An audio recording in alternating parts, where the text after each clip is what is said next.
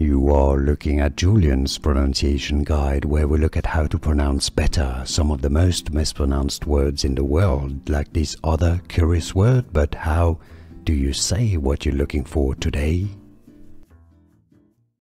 Let's learn how to pronounce these words.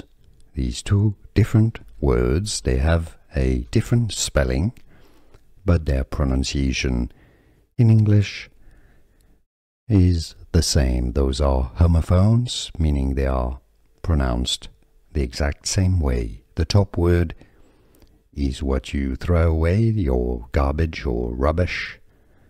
Everything that you disregard is pronounced as waste. Waste, that's your top word here, spelling W-A-S-T-E, waste. The bottom word here is a part of the human body below the ribs and above the hips, spelling W-A-I-S-T, also pronounced as waste. So don't worry if you find or if you're confused, because those two sound similar. Well, they have the exact same pronunciation, waste. And now you know. Did you get this? Let me know in the comments.